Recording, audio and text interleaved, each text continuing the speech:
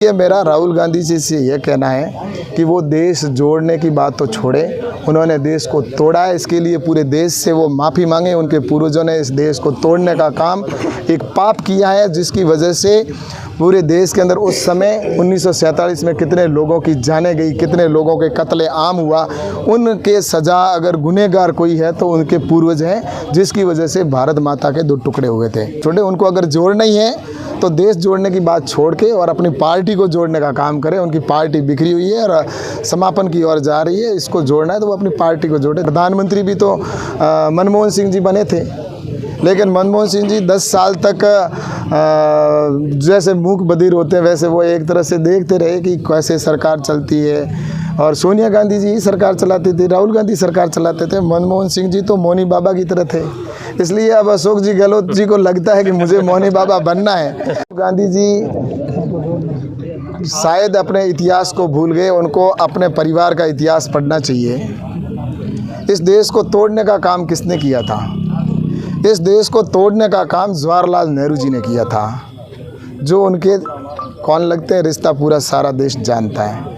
जवाहरलाल जी नेहरू जी चाहते थे कि मैं प्रधानमंत्री बनूं और जिन्ना चाहता था कि मैं देश का प्रधानमंत्री बनूं, और दोनों प्रधानमंत्री बनने की चाहत में उन्होंने भारत माता के 2 टुकड़े किए।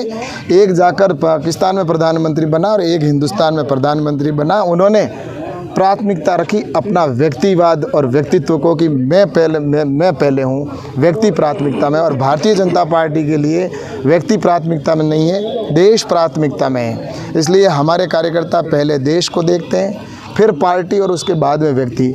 इसलिए मेरा राहुल गांधी जी से ये कहना है कि वो देश जोड़ने की बात तो छोड़े, उन्होंने देश को तोड़ा है। इसके लिए पूरे देश से वो माफ़ी मांगे। उनके पूर्वजों ने इस देश को तोड़ने का काम एक पाप किया है, जिसकी वजह से पूरे देश के अंदर उस समय 1947 में कितने लोगों की जानें गई, कितने लोगों के कत्ले आम हुआ। उनके सज़ा अगर गुनहगार कोई है तो उनके पूर्वज हैं, जिसकी वजह से भारत माता के 2 टुकड़े हुए थे।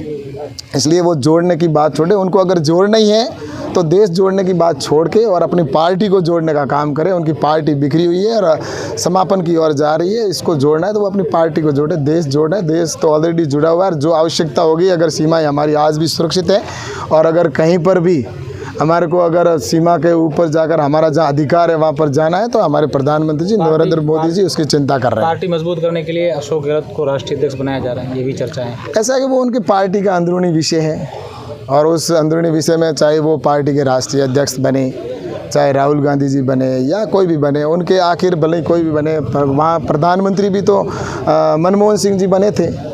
लेकिन मनमोहन सिंह जी 10 साल तक जैसे मूक बधिर होते हैं वैसे वो एक तरह से देखते रहे कि कैसे सरकार चलती है। और सोनिया गांधी जी ही सरकार चलाती थी, राहुल गांधी सरकार चलाते थे। मनमोहन सिंह जी तो मौनी बाबा की तरह थे। इसलिए अब अशोक जी गहलोत जी को लगता है कि मुझे मौनी बाबा बनना है। तो इस समय अगर वो राष्ट्रीय अध्यक्ष बनेंगे तो पूरा देश जानता है कि वो भी कठपुतली बनेंगे और आखिर में उनकी सरकार संगठन जो चलाने का काम है वो सोनिया गांधी और राहुल गांधी करेंगे। ये मुझे स्पष्ट लगता है। लेकिन अब वो उनके अंदरूनी पार्टी का मामला है। इसके लिए मैं ज़्यादा इस विषय पर यही कहूँगा कि ये उनके मामले को वो खुद सुलटाए, वे अपनी पार्टी को जोड़ने का काम करें तो बेहतर है। सर, किसानों को फसली जो क्लेम है वो नहीं मिल रहा है और जो अनुदान है वो भी नहीं मिल रहा है, तो इसके बारे में क्या कहेंगे?